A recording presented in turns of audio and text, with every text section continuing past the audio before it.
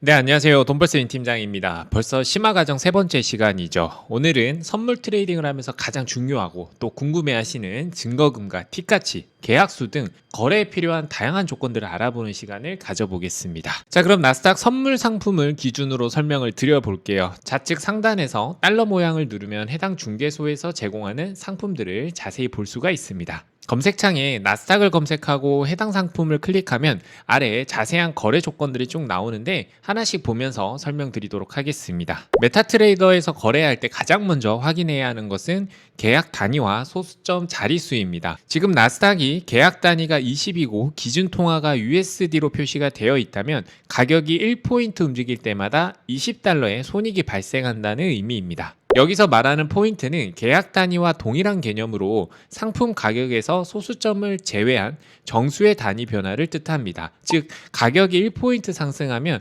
계약 단위 곱하기 1포인트만큼 손익이 변동이 되는 거죠. 그리고 많은 분들이 궁금해하는 티가치는 메타에서는 PB라고 읽고 소수점으로 표시되는 최소 변동 단위를 말합니다. 나스닥의 가격 표기는 이렇게 소수점 둘째 자리까지이니까 1핍에서 계약 단위 20을 곱하면 0.2달러가 됩니다. 즉 가격이 0.01만 변해도 0.2달러의 손익이 발생하는 구조입니다. 하지만 메타트레이더에서는 매우 빠르게 이 틱 단위로 가격이 움직이기 때문에 너무 세부 단위를 신경 쓰기보다는 각 상품의 계약 단위와 기준 통화가 더 중요합니다. 거래 전에 이 두 가지 정보만 확인해도 손익 구조를 쉽게 파악할 수 있으니 참고해 주시고요. 바로 아래 항생도 보면 이제 바로 이해할 수 있을 겁니다. 계약 단위는 5고 기준 통화는 달러니까 1포인트 변동 시 5달러의 손익이 발생을 하고 자릿수가 1이니까 0.1을 곱하면 핏가치는 0.5달러가 되는 거겠죠. 다음으로 확인해야 할 것은 스프레드입니다. 스프레드는 쉽게 말해 거래 시 발생하는 수수료라고 이해하시면 됩니다. 메타트레이더에서는 스프레드가 유동형과 고정형으로 나뉘지만 대부분의 상품은 유동형, 즉 시장 상황에 따라 실시간으로 변동되는 구조를 가지고 있습니다. 쉽게 확인하는 방법은 좌측의 종합시세창에서 우클릭한 다음 스프레드 표시를 누르면 상품별로 스프레드가 바로 보입니다. 여기서 앞서 배운 핏가치 개념을 그대로 적용하면 스프레드 비용도 쉽게 계산할 수가 있습니다. 예를 들어 현재 나스닥 100의 스프레드가 80핍이라면 핏가치 0.2달러를 곱해보면 약 16달러 정도의 비용이 발생하는 것을 계산할 수가 있죠. 감이 좀 오시죠? 다른 상품들도 동일한 방식으로 핏가치와 스프레드로 비용을 산출할 수 있으니 어렵지가 않습니다. 그 아래로 내려가면 최소 최대 거래량이 보이는데 이 부분은 한번 진입할 때 몇 계약까지 설정할 수 있는지를 의미합니다. 국내 선물이나 대여 계좌 경험이 있는 분들은 보통 하나의 포지션은 1계약으로 생각하지만 메타트레이더는 조금 다르거든요.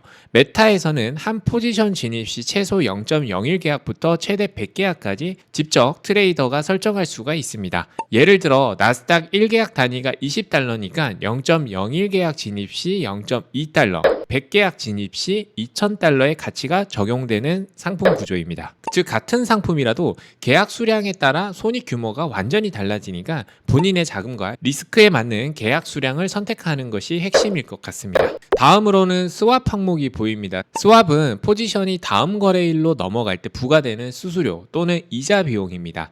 나스닥은 현재 마이너스 20달러로 표시가 되어 있네요. 간혹 플러스로 표시가 되어 있는 상품은 오히려 이자를 돌려받기도 합니다.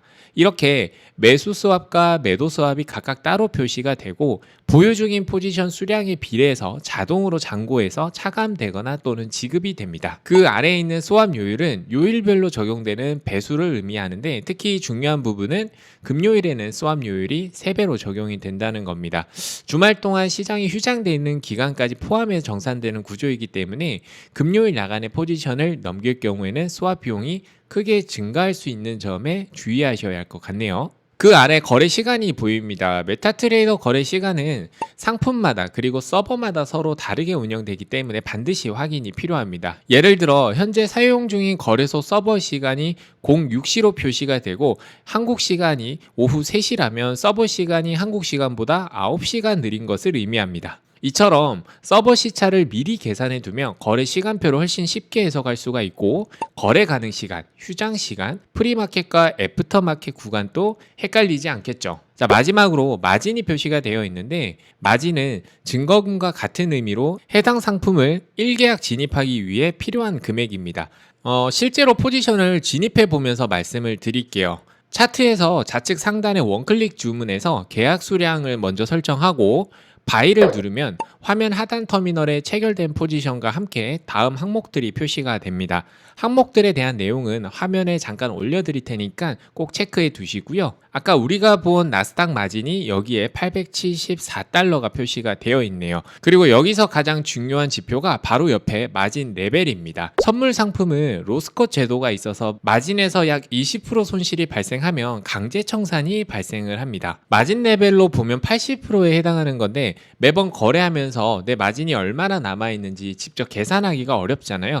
그래서 이 마진 레벨을 표시해서 내가 아직 여유가 있구나, 아니면 곧 로스컷이 나가니까 증거금을 추가해야겠구나, 또는 포지션을 정리하겠구나를 한 번에 파악해서 결정할 수가 있겠죠. 이 마진 레벨은 본인의 투자 성향에 따라 달라질 수가 있는데, 저는 증거금 대비 계약수 비중을 높게 잡는 공격적인 투자는 500% 이내 정도이고, 중립은 500에서 1000%대, 반대로 중장기 모멘텀을 활용한 안정적인 투자는 1000% 이상을 유지하는 걸 추천드립니다.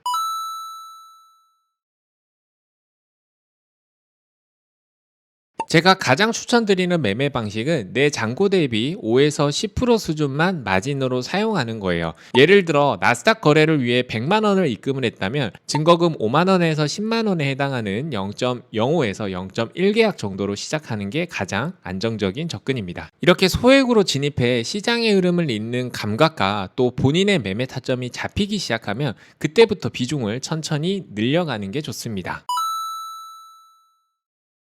네, 가능합니다. 크레딧은 사용 가능 마진입니다. 즉, 잔고가 없더라도 증거금으로 충분히 실전에서 거래할 수가 있습니다. 수익금은 당연히 원화로 출금도 가능하죠. 그리고 포지션이 있는 상태에서 크레딧이 마진 레벨을 높여 주어서 더 안정적인 트레이딩을 할 수가 있으니까 메타트레이더 사용 시 크레딧을 꾸준히 쌓아두는 게 유리하겠죠.